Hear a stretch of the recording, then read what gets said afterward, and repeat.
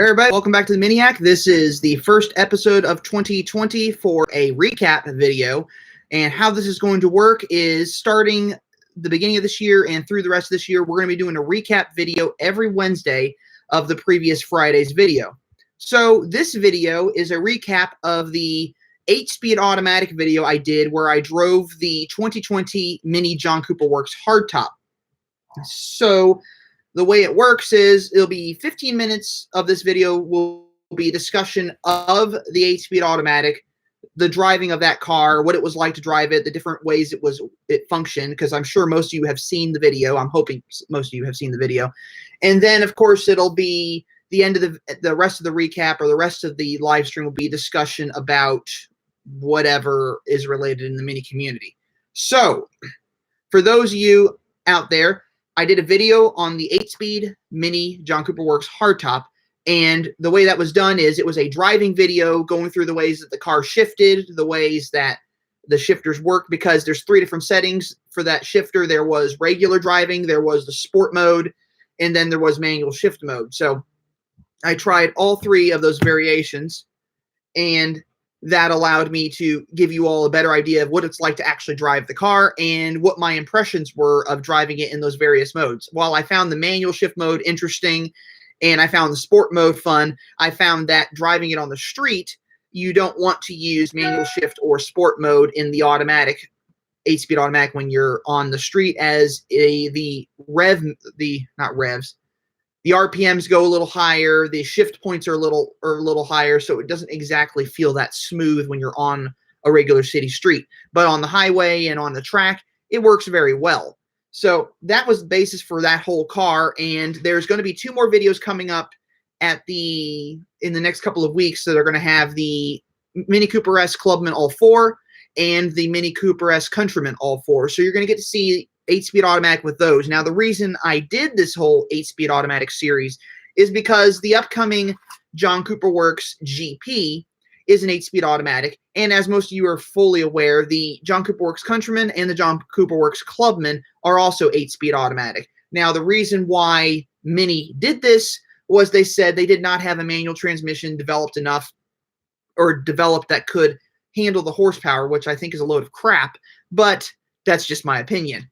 Now, I think they could have done it. I think they chose not to do it because it would have been more expensive. It probably would have been they would have had to make it more of a bespoke type of transmission just for that horsepower. So they didn't do it. Now, why they put the 8-speed automatic in the John Cooper Works Hardtop, I initially thought it had something to do with the possibility that they were going to eventually make all of the JCW Hardtops 300 horsepower.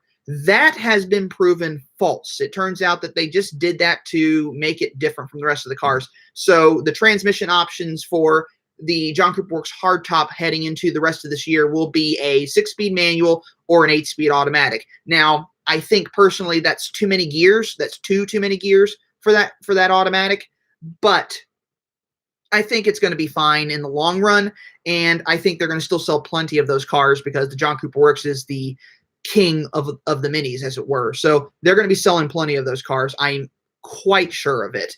And as Mark White said in here, he loves the 8-speed automatic, and he's a manual purist. Yes, I actually like the manual. I actually like the 8-speed automatic to a degree. It depends on the car, but I'm a purist when it comes to minis. I like the manual transmission, but I've driven quite a few Mini Clubmans with the 8-speed automatic, and they are very, very quick shifting cars. They are just very fast in that regard. So they drive incredibly well, and it was a matter of time before I finally had to just go out there and actually do it. And I'm very impressed with them. The 8-speed automatic is a very, very good, very well thought out transmission. I have my qualms with it with regard to shifting it on the street when it comes to like putting it in sport mode. I'd rather have it in regular automatic mode when I'm on the street. I also would rather do the manual shifting when I'm on the highway or when I'm on a track, because it really doesn't, well, highway wouldn't make much sense because you're at cruising speed, but on the track, the sport driving mode and the manual shift mode make the most sense. Otherwise, they don't make any sense at all to me as far as driving the 8-speed automatic is concerned. Now, where the future goes with the John Cooper Works as far as 8-speed automatics, I don't know. They might bump the horsepower up still. I'm hoping they might still consider doing that, but based on what I've heard so far, they're not planning to. They just decided to put an 8-speed automatic in the car. I think the 6-speed would have been fine with that, but that's just the way Mini does things. You know how Mini is. They do all sorts of funky things with their Minis when they're trying to come out with something special or something just different. But the manual transmissions will be back for some of those cars, so we won't be having that issue again. And Mr. 2, I've got a 2016 JCW Hatch Auto. The 8-speed isn't enough to justify an upgrade. I would completely agree with you, actually. I've driven the John Cooper Works Hardtop with the 6-speed automatic, and I think that is enough transmission for that car. So I do think the 8-speed for the 228 horsepower engine doesn't make any sense to me. Now, a lot of people out there might disagree with me because it's new, it's fast. They're all fast shifting, but they might disagree with me on that. I think the 6-speed was fine. I think the 6-speed automatic worked with the hardtop. I think the 300 horsepower ones, I think the 8-speed automatic was necessary. And I've driven the John Cooper Works Clubman with the 8-speed automatic and definitely works with that car. There's enough horsepower to deal with the 2 extra gears. I don't think there's enough horsepower with the JCW hardtop to necessitate having 2 extra gears for the automatic transmission. But I don't know really why Mini did it. They had their reasons, and I'm hoping they have a really good reason because I haven't seen anything to justify the necessity for an 8-speed automatic. Now, 2020 is the first model, our first model year for having that transmission. The UK has had the 8-speed automatic in the John Cooper Works, I believe, as far back as 2018.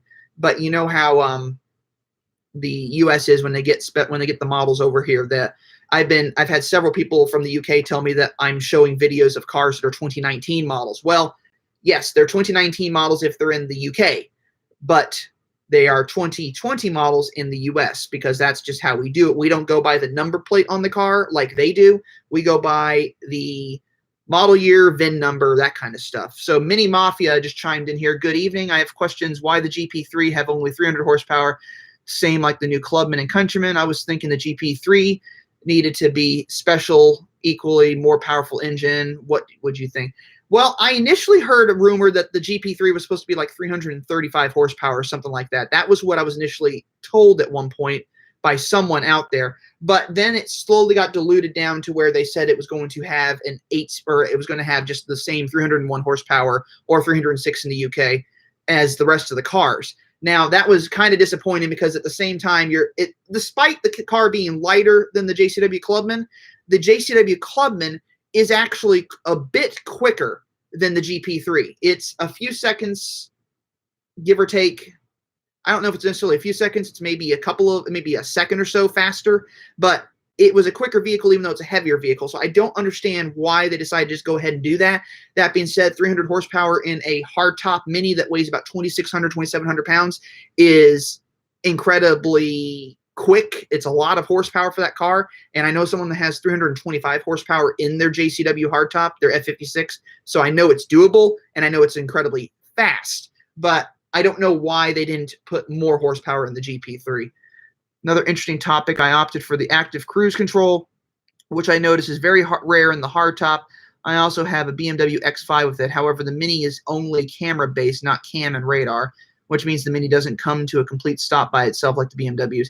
See, I thought the Minis did come to a complete stop like the BMWs did. That's surprising to know, and I'm hoping people haven't had a chance to find out that they don't come to a complete stop.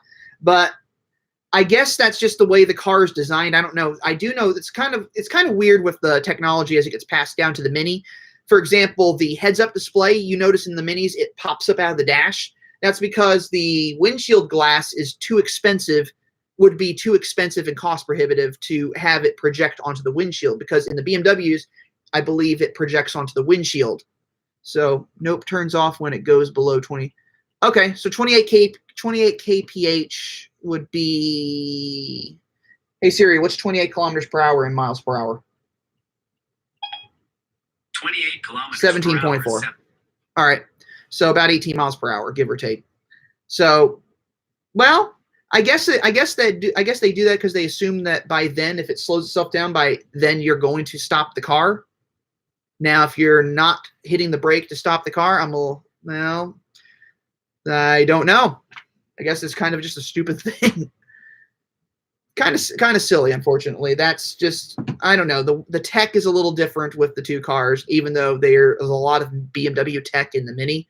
So I don't know why they're not doing that. Anywho, I don't know if I have any other BMW or Mini related stuff regarding the 8-speed automatic, but I'd be hold on, I got one more thing here. It's because only the camera based cameras aren't as reliable as camera and radar working together. Okay. All right. I guess it has something to do with the packaging on the car. Or maybe they can't fit all the stuff needed to make it work because it's a small car. I really don't know. It's information I might want to talk to the sales manager at the local dealership about next time I talk to him, which might be sometime next week. But that might be information that would be worth finding out, and then I could possibly talk to you all a bit about it in like one of the weekend update videos. So yeah, we'll do that. Anywho, as far as some other news, my Mini Clubman, my R55, is almost out of the body shop. They are finishing up all the details. As you know, a BMW 6 Series hit it while it was parked at the dealership's parking lot and did some serious damage. And it was a customer's car, apparently, and they drove away. Hold on a second. Changing subject. Sorry. I own a 2019 Night Edition. There's issues with CarPlay. Is there any fix? I don't know about the issues with CarPlay. I imagine that you might be able to talk to the dealership, see if there's an issue, see if there can be something resolved. That might just be an update issue with the car. It just needs a software update. I don't know. I'm personally not a fan of Apple CarPlay. I tried doing a video on it, and it drove me nuts. So I might still share that video with you, but it was just the most convoluted thing. I just didn't want to share it out of fear.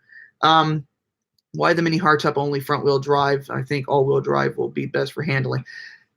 I don't know, Mini Mafia. I don't know why the Hardtop is front-wheel drive and not all-wheel drive. What I do know, and I think they could make it work, is if you all know how the PHEV, the hybrid Countryman, works, it's a front-wheel drive gas motor with electric motors driving the rear wheels. Now, I'm thinking if they were to take that technology and make the Mini Hardtop a hybrid, they could effectively put electric motors driving the rear wheels with the gas engine driving the front wheels and effectively make the Hardtop a all-wheel drive vehicle, which I think is doable. I know it's doable. It's just a matter of them getting the time to configure it in such a way that it'll actually make it work. And I have a feeling they might try to do that with the 4th generation Mini, as that car is supposed to have 3 powertrains, an electric powertrain, a hybrid powertrain, and an internal combustion powertrain.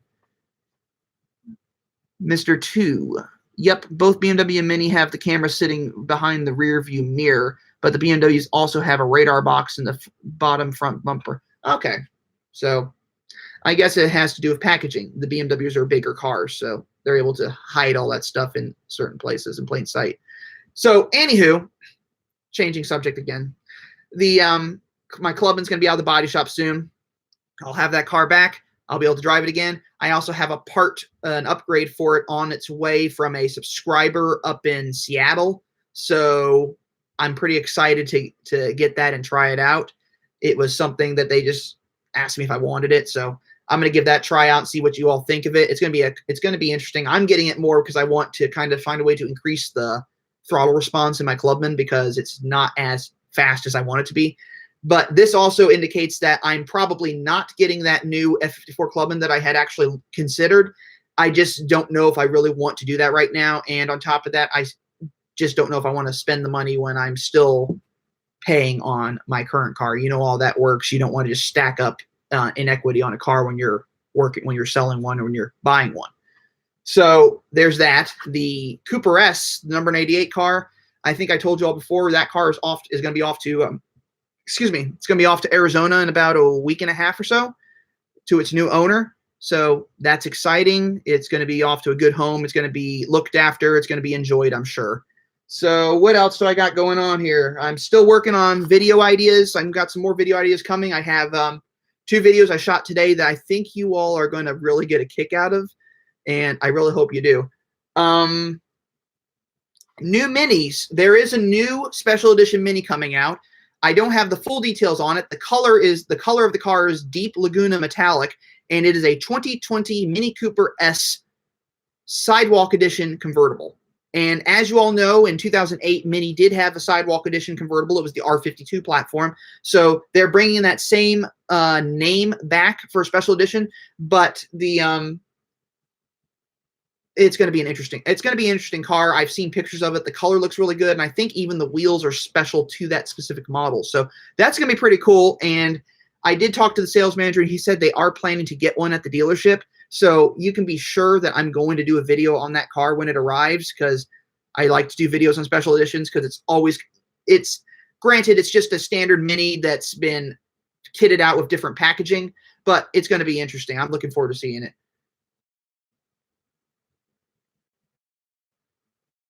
Mark White asked, going with the same graphics or something different on your Mini? Well, since they had to repaint the front, they had to repaint the bonnet, they had to repaint the bumper, and they had to repaint the door and the new fender they had to put on the car.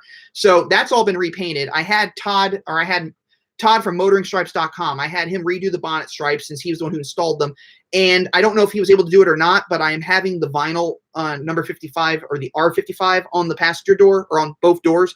I'm having that replaced by a solid silver circle with an R50 or with a 55 cut out of it. So I'm simplifying the exterior vinyl on the car, so it'll just be a simple meatball number with number 55 on it, and then the Miniac.com and the YouTube stuff and everything that was written, that was along the top of the windshield or top of the windows on the side, that's all coming off. So I'm kind of just clean lining the whole car, simplifying things. I'm also planning on working on some new vinyl for Mini Takes the States, because I want something kind of interesting for when we do that, as I did it last time in 2018, and it was kind of just a funky way of doing things, but it was what I did at that time, and it was pretty cool. So we're gonna do something different for that.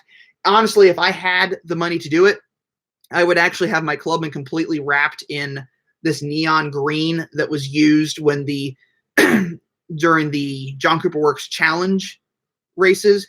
The pace car was actually a Mini Clubman, and it was basically this bright shade of green with safety car stuff all over it. So I thought it'd be fun to do that, but that's I think $4 or $5 grand to do on the exterior of a car, and that's just a lot of money. So I'm probably not going to do that, but I might come up with something funny or interesting that we can do for the car for Mini Takes the States. So obviously I'm going to probably, more than likely, I'm like 85% sure I'm doing Mini Takes the States, unless something comes up to prevent me from doing that. So what else here? Well, we passed 4,300 subscribers. So we are at 4,305 last time I checked. And I do have a giveaway that I'm planning for 4,500 subscribers. But before I get to that, Mini Mafia is asking, what's your opinion on Brembo brakes for the F54?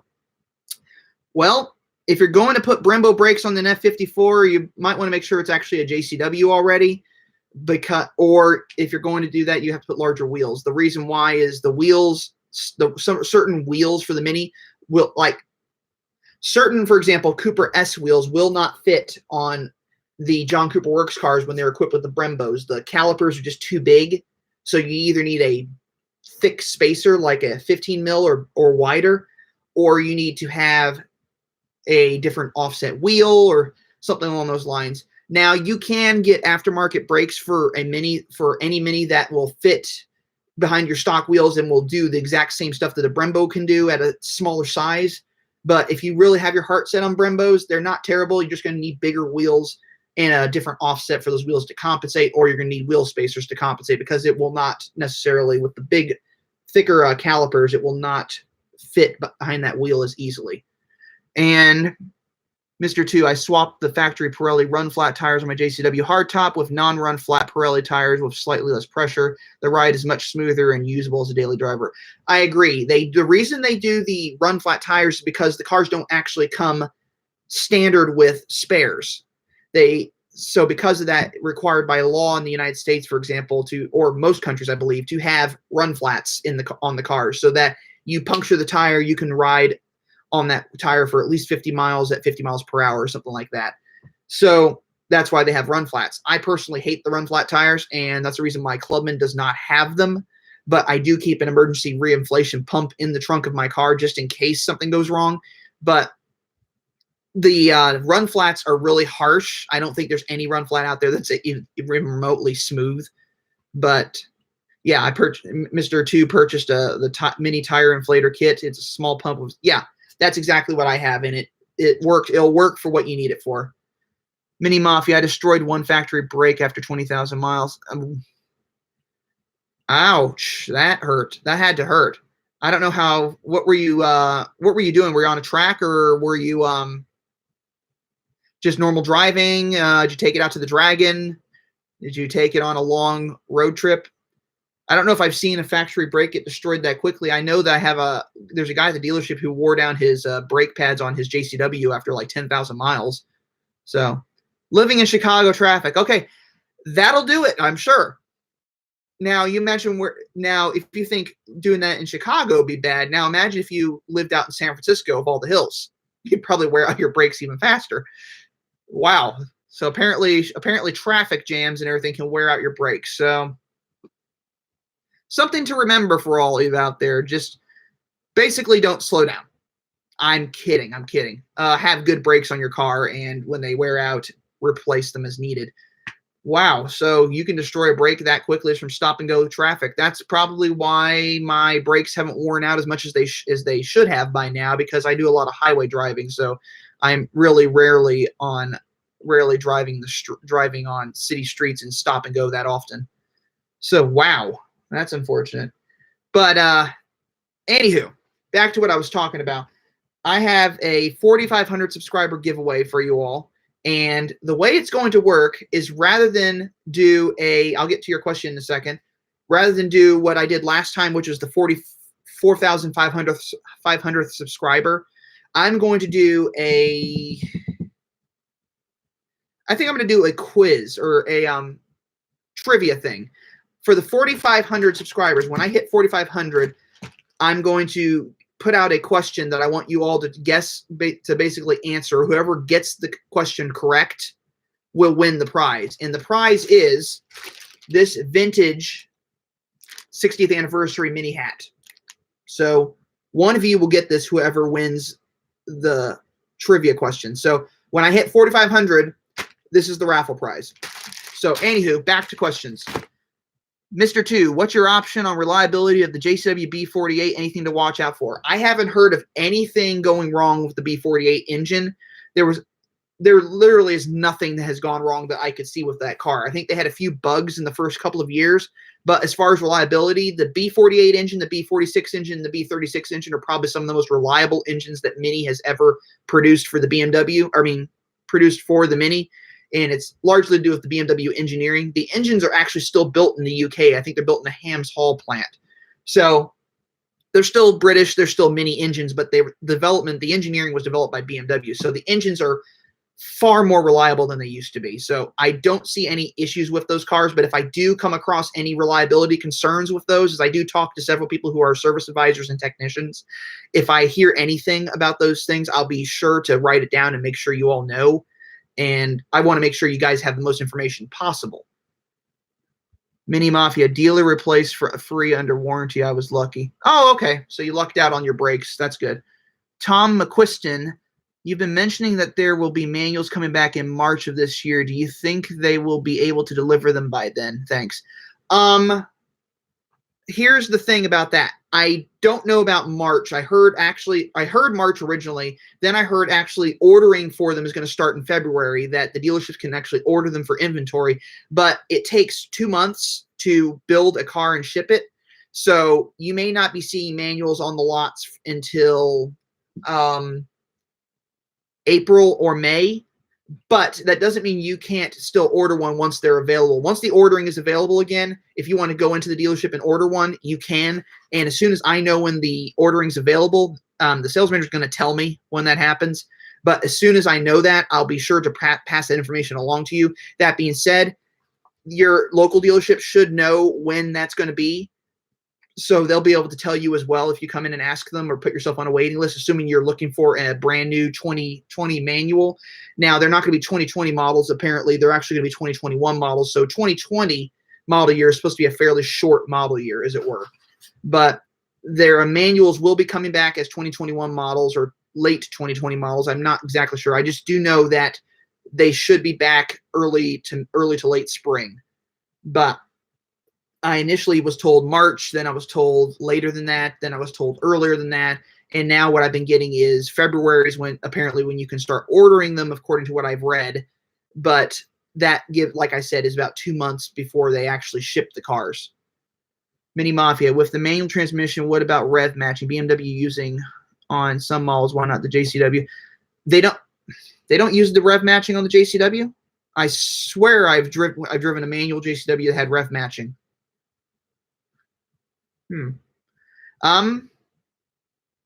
I don't know. I've driven several manuals that have rev matching, and I swear the JCW did as well. It's quite possible that you might have been driving one that they had it switched off, because you can. I think there is a toggle switch or something on the dash that you can turn off the automatic rev matching on the car, and some people have opted to do that. But I don't know of them not having it on the JCW. I'm pretty sure they do have it on all manual minis. So to find one that doesn't have one, I'm wondering if that just might be that it's switched off, because you can switch it off and then you have to switch it back on. It's not one of those things that when you shut the car off, it resets. So not sure. Okay, Mini Mafia, maybe I'm wrong. I tested one and it was not good. What? It's possible. Was it a new Mini Mafia? Was it a new car or was it a used one? Because if it was a used one, it's possible that the owner at the time, the previous owner, switched it off. But I don't know for sure. I might have to double check. I'm gonna write that down actually. So 2018. So was it used at the time when you drove it then? So 2018 JCW rev matching. So I'm going to get that information, and the next live stream, which will be a weekend update for this coming Sunday, I will put that information in there when I find it. So I'm going to make sure I get that information for you, since I don't have it on me right now. That being said, if you do want to get the information sooner, go over to the Instagram at the.miniac, and you can message me there and we can chat.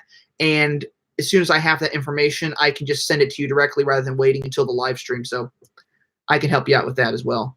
Mark White, which models will have manual available? Okay, Mark, the mini models that will have manual available, the Cooper and the Cooper S, that will be the Cooper Hardtop, the four-door hardtop, and the convertible. The Cooper S hardtop, four-door hardtop, and convertible. The Cooper S Clubman front-wheel drive will have a manual. The John Cooper Works hardtop will have a manual. And I think the front-wheel drive Countryman may have a manual, but I'm not sure. The cars that are no longer going to have a manual is any of the minis that are all four. That includes the Clubman and the Countryman.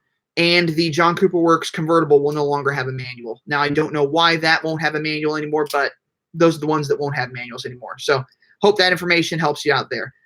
John Vincent, my Ford has a sequence to turn off that annoying seatbelt chime. Is there any way to permanently silence the seatbelt chime in my Mini? Yes, there is. Assuming you have a second gen or third gen, if you go and if you get the, hold on a second, I can actually show you.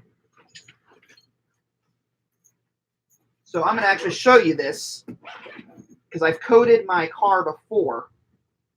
But if you have a Bluetooth dongle like this one, and you download the Beamer Code app on your iPhone or any smartphone, you can actually go in there and shut that off. So you can actually turn it off so it doesn't chime at you. I did it with the passenger.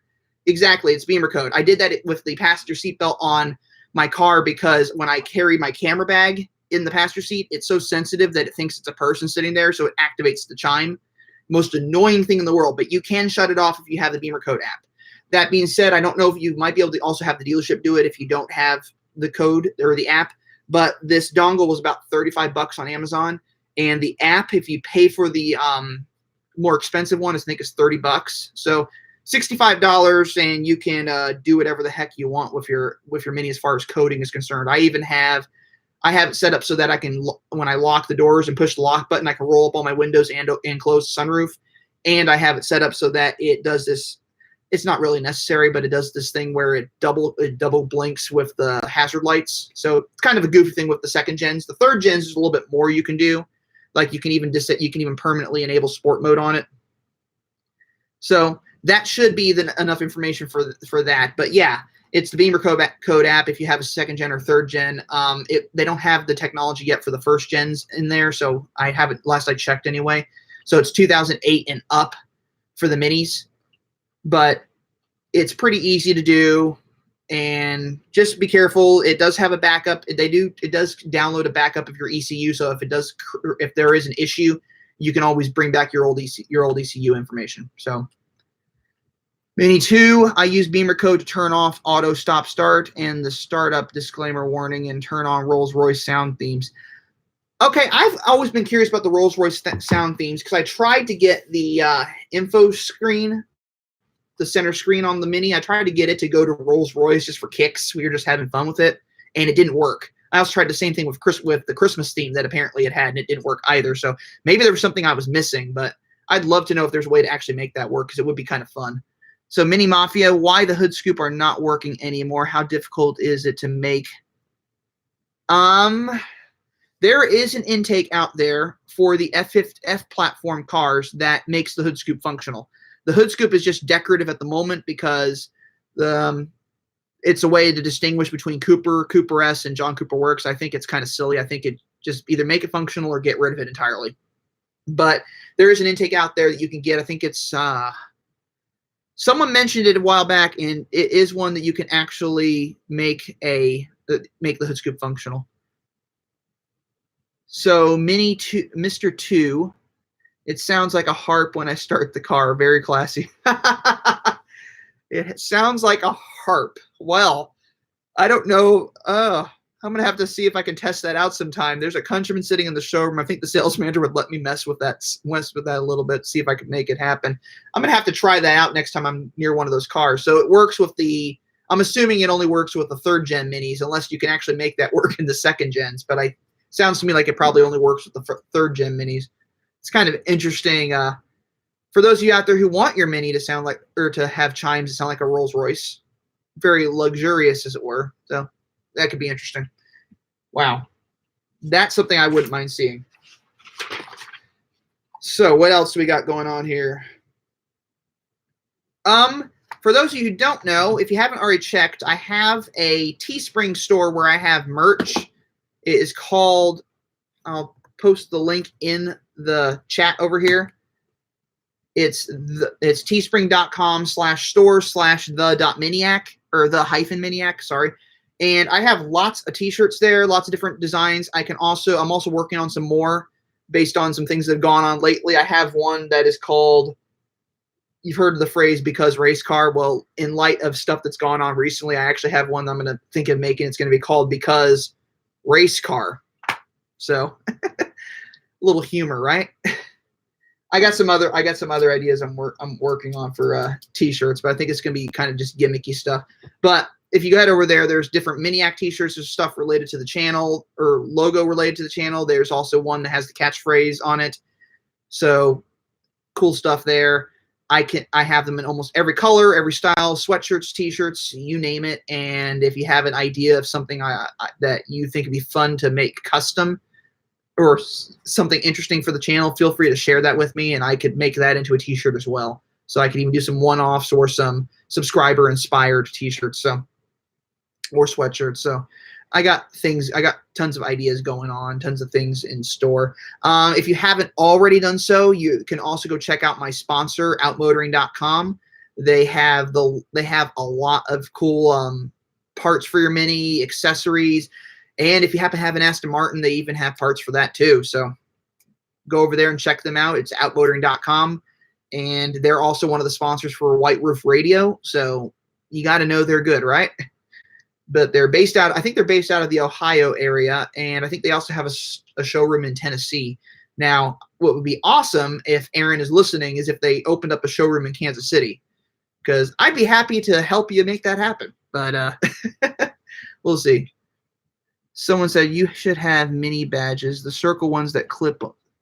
Funny you should mention that, Mr. 2. I am actually working with, if you've ever been to motoringstripes.com or motoringbadges.com, I'm friends with Todd Pearson. He is the owner of that company. He's based out of Kansas City, and I'm actually going to be working on doing something like that with him, but I'm going to double check, or I'm going to make a note of that again, for grill badges because I haven't done that. So grill badges for the channel. So I'm going to make a note of that, and I'm going to talk to him and have those made. And what he'll do is he'll rather than me sell them directly, he would have a discount code and so forth, so that you all could go right over to motoringbadges.com and purchase badges with the Mini-Axe logo on it. So that would be something pretty cool, and I think we're going to make that happen pretty soon. I have to talk to him next time I see him.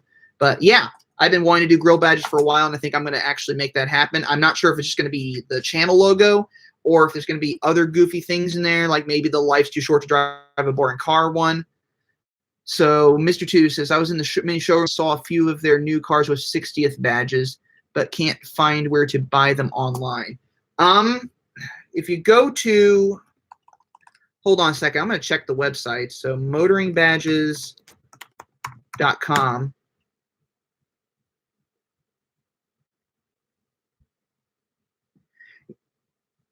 Now, assuming that you actually can buy those, if you go to motoringbadges.com, he might actually have them. I'm looking right now, so I can't see you guys, but you can still see me. But I swear he has them. He does already have, it looks like Mini Takes States 2020 stuff. So I'm going to have to buy some stickers from him now. I am not seeing them on his website, so there's a good chance that people bought those from another store or another company. But I'll tell you what, I'm going to copy the link. I'm going to post it down here. If you go to motoringstripes.com or motoringbadges.com and you email him directly and ask him about 60th anniversary badges, I think he'll be able to help you out with that, even find a way to get you those badges. Dates on Mini Takes States. Off the top of my head, I can't remember, so let me find it. MTTS 2020. Mini Takes States. We are 192 days, 15 hours, and 191 days, 13 hours, and 22 minutes away. July 18th through July 26th. So we got something big planned this summer, basically. I don't know exactly what's going on. I did hear that the catchphrase or something was choose your own path. I have no clue what that means. I don't know if that means that basically we're all going to just be, it's going to be a free-for-all, and we're just going to all go on our own and try to get to the destination. But that's basically what I've heard.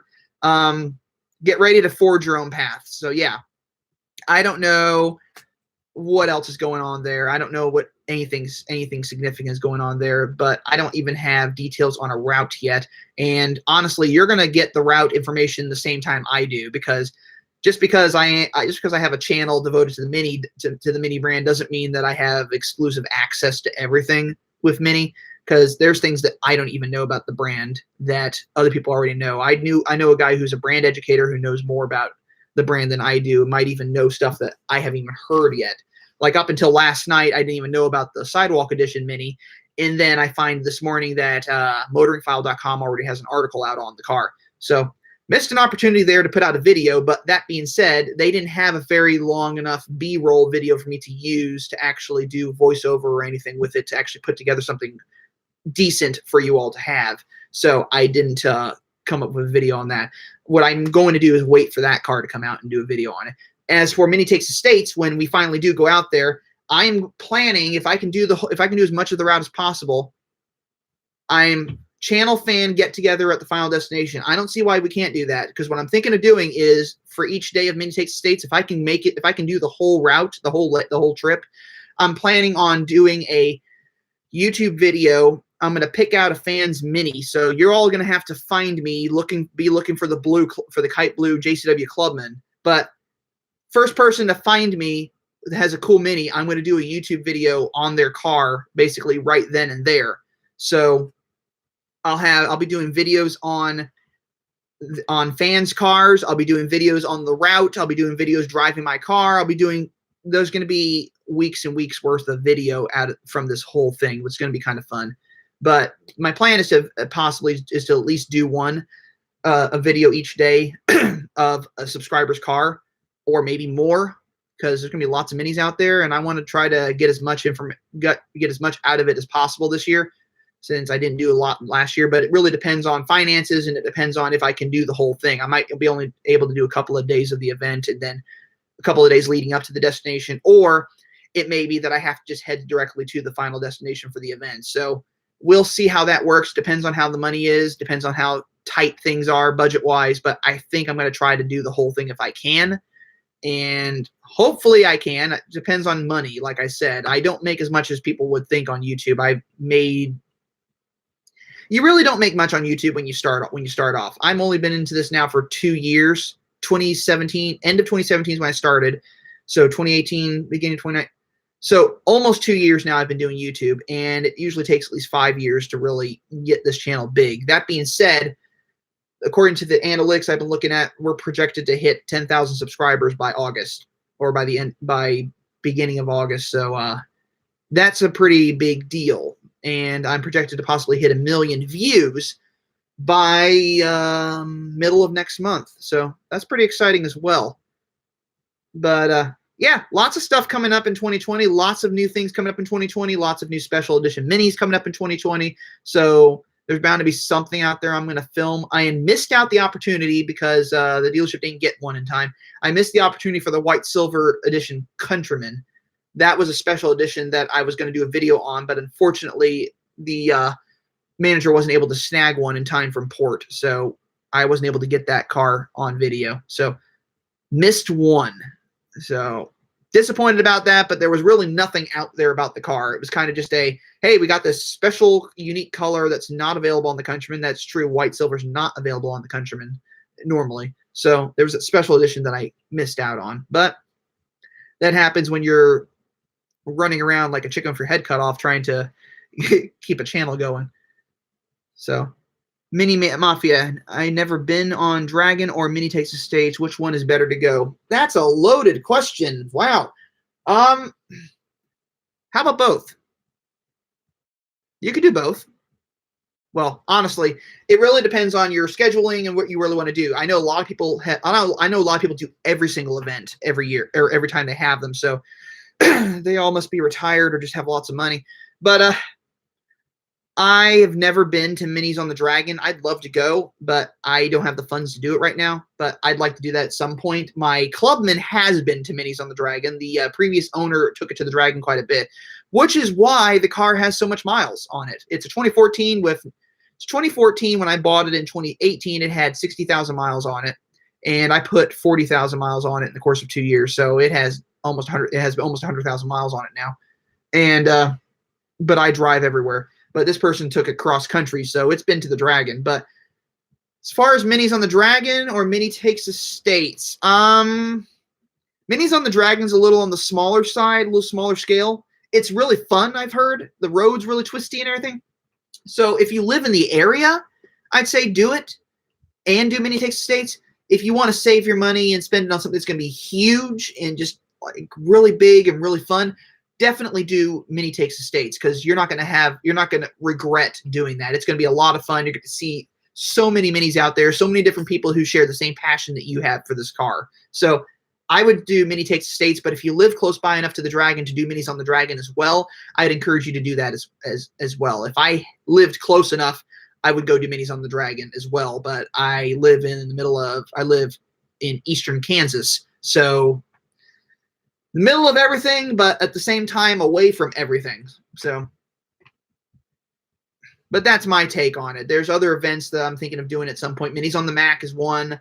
Minis in the Ozarks is another I've heard of. Minis in the Mountains is usually every other year from Mini Takes the States. I'm kind of hoping that maybe Mini Takes the States goes through Colorado again, because that was kind of fun. But it would also be kind of cool if Mini Takes the States decided to converge on Kansas City, go right to the middle of the country. That would be interesting as well. But we'll see what happens. So I'm not expecting them to do either. But yeah, so to answer your question again, after I drag that out, yeah, definitely do Mini Takes the States. But if you live close enough to do the Dragon as well, then do the Dragon as also Minis on the Dragon. So Minis in the Australian fires, or is that just my Mini? Well, how are the fires down in Australia? Based on what I've been seeing on the news, it didn't look like it was that good. I did hear, unfortunately, that it was arson, basically, that caused it all. So that's unfortunate. So minis in the Australian fires. Where is that? Just so so I'm assuming your mini's doing okay under the circumstance. I'm assuming you're doing apocalyptic. Yeah. I'm assuming you're doing okay under the circumstances. I can't imagine that dealing with wildfires is a very, very good thing. I can't imagine what people are going through dealing with that. But yeah, I'm sorry to hear that's going on. That's just, I mean, you remember the wildfires we had out in California. That was not fun either. That wasn't a good thing. So, all right. Well, I don't know if I have any other stuff to discuss tonight. So I write down notes just in case. Mr. 2, living in the city center, fine, but wake up to thick smoke like fog. Wow. Yeah, so I'm sorry to hear that. I hope the fires get put out soon. I hope everything's going well in Australia. And I hope any of the people any of my subscribers down there in Australia are okay and they're not dealing with the dangers of wildfires. That cannot be fun to experience at all. I don't know if I've ever experienced anything like that. Aside from a tornado, but that's not nearly as bad as what you all are going through down there. So,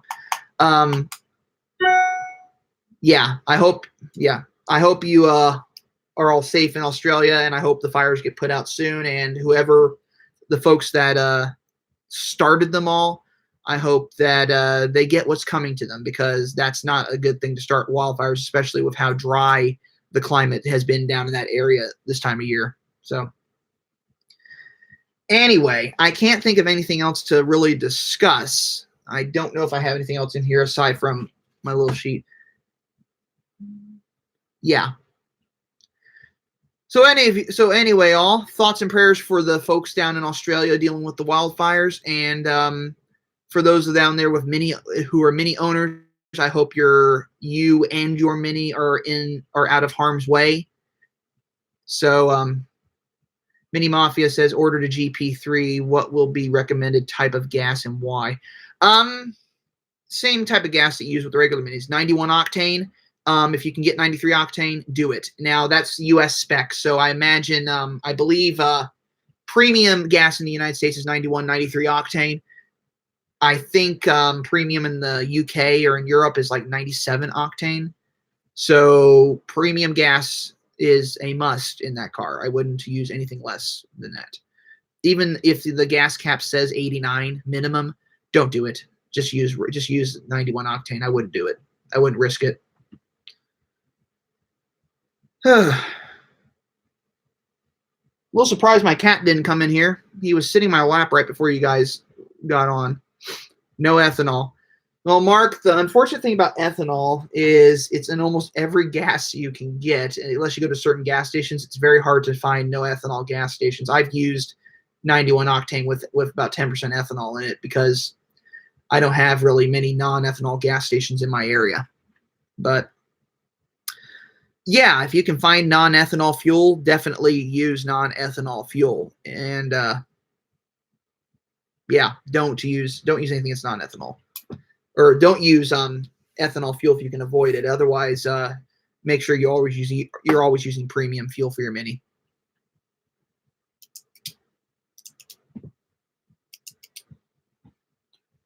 Well, anyway, if we don't have any further questions here, I think this recap for the video and Q&A, I think it went pretty well. We're currently at 48 minutes and 59 seconds, 49 minutes now. So I want to thank you all for coming. It looks like we only have about 10 people in here currently, but I think we've had a bunch of people shuffle in and out over the last 49 minutes. But as always, I want to thank you all for joining. I hope you look forward to Mr. 2. Are you affiliated with Baron Mini? I do not work for the dealership. I am a Mini enthusiast, and no, I didn't. Who's Scotty? Oh, I didn't see Scotty diss. Yeah, Scotty Kilmer. I didn't see him diss on the Mini again. I can imagine that he did. and I don't know if I want to deal with that. But anywho, as you were saying, no, I'm not technically affiliated with the dealership. I'm just what they call a brand ambassador. It's basically a non-paid spokesman for the dealership, as it were. So I get access to all the cars, and I'm able to use for your for the videos that I share with you all, but I don't actually work for them.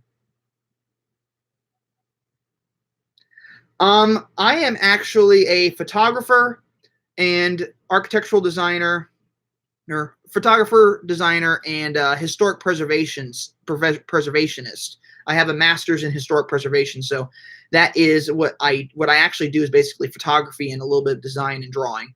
But I also am now doing YouTube as a job as well. So effectively, Mini Coopers are my job, as it were. I just don't actually work for a dealership, unfortunately.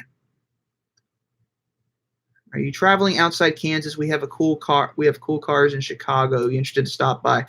I'll tell you what. I don't know when I'm going to be up in Chicago. The weather's not exactly conducive to traveling through Chicago.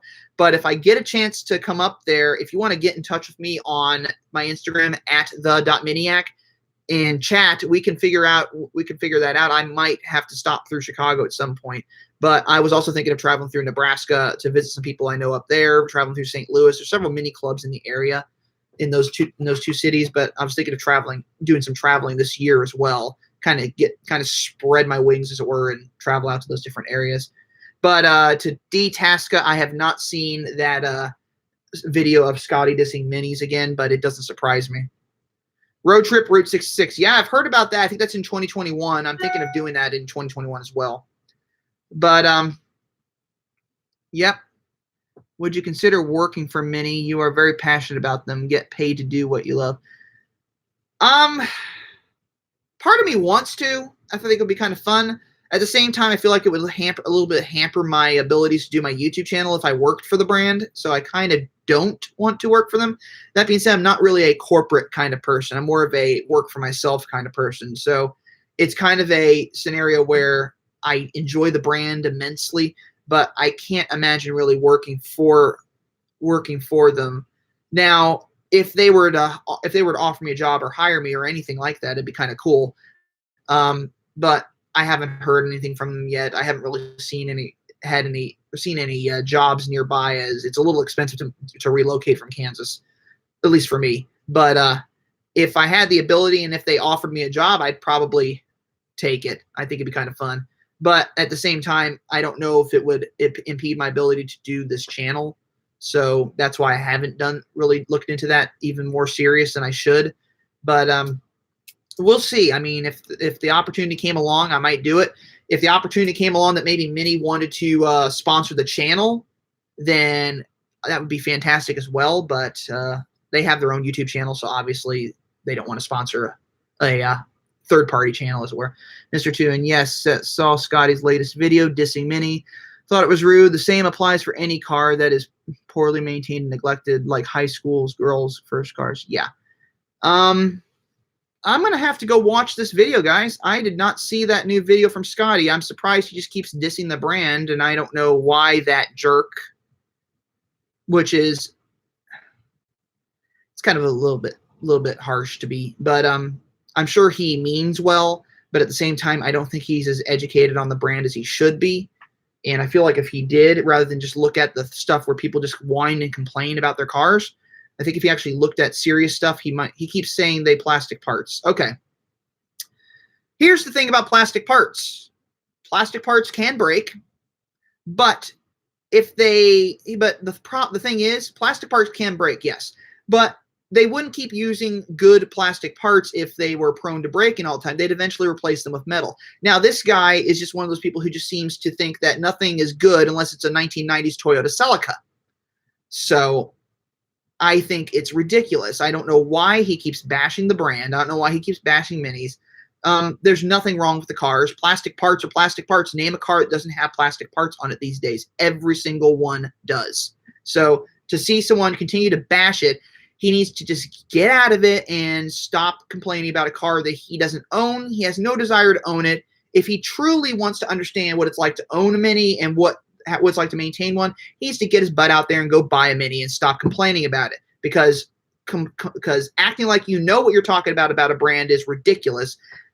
I don't always know everything about the brand, and that's why I go get my information from the right sources. So even if I'm wrong, I try to get the correct information, so I can give that out to you all. Now, I have a lot of people who tell me that I'm wrong even when I am right about something, and I have a lot of people that I know out there who, even when they're right about the stuff, because they know it, because they work on the cars, they get told by people out there in the community who don't care too much for these cars that they're wrong, even though these are people that actually work on the cars. Now, I don't work on my own car because I don't want to risk breaking something. My first Mini, I did work on my own car, but plastic parts are plastic parts. Every car out there has plastic parts. Now, if you wanted everything metal, you're going to be paying for it, and you're going to be paying out the wazoo for it, because that's just how it is. Plastic parts are just as reliable. They're just as easy to fix, and they're not that expensive if you know where to find the parts. For example, a lot of the OEM Mini parts are made by a company called Vallejo. So you can actually save a little bit of money and get the Vallejo parts. They usually make the clutches on the Minis, for that matter. So there you go. So what do we have here? It's his video called "The Worst Cars Ever Made." Oh, good Lord.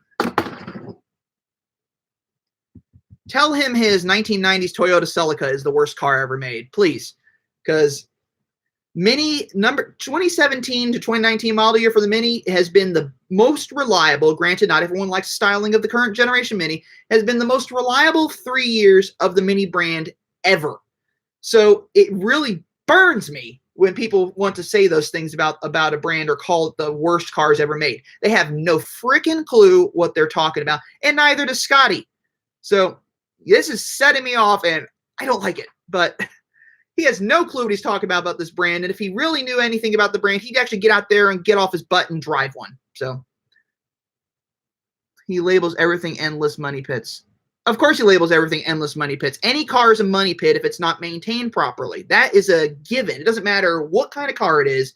Even a Toyota Corolla or a Toyota Celica could be a money pit if it's not maintained properly. Did you see the video of 2020 clubman on German Autobahn going 260 kilometers per hour? Really cool video. Yeah, Mr. 2 triggered. Yeah, I get it. No, Mini Mafia, I have not seen that video yet, but I'm gonna have to go take a look at it. But anywho, sorry for the rant. He kind of just burns me a little bit when Scotty just burns me a little bit when he wants to complain about the Mini brand so much, because it doesn't seem like he knows anything. For that matter, he completely lost all credibility when he said the car had a 1.4 liter 4-cylinder engine. So the minute he said that, anything he said about the car then went right out the window. For that matter, I've talked to a bunch of technicians who work on the second-gen Minis. They said the second-gen Minis are some of the easiest cars to work on because of the way they're designed. It's very modular, very easy to get in there and work on the car. So for Scotty to say that, if Scotty actually had a lift and could actually work on the cars in the correct position, it would be quicker to work on. Naturally, if you're on the ground on jack stands, it takes a little bit longer. But if you know what you're doing with the car, it's not that difficult to fix the cars. I just don't work on my own cars because I don't trust myself. I don't want to make a mistake on a car and then run the risk of having to spend more money to fix it. I'd rather take it to the dealership and get it fixed. For that matter, oil changes for the dealership at the dealership I'm at usually are cheaper than me doing my own oil changes or me doing my own work. So I'd rather have the dealership do it just because it gives me a bit of a warranty. The dealership actually gives you a warranty on the parts and labor. So if anything goes wrong with that work that they've done on the car, they're going to repair the work and they're going to do it under warranty. So if they make a mistake, they fix it. That's what they do. And it doesn't matter how big the mistake is, doesn't matter how small the mistake is. They're going to fix it and they're going to make it right. And they're not going to charge you any more than what they would charge you to do the work. Wish we had an Autobahn in the U.S. Yes, I wish we had an Autobahn in the U.S., but unfortunately to do that, we need thicker road surfaces and we'd need improved highway infrastructure, which we don't have. So until then, drive fast at your own risk. But anyway, I don't know if I'm going to go watch Scotty's video because I have a feeling that's going to make me angry and make me want to do another video on him. But I'd rather see him go trash the Fiat 500,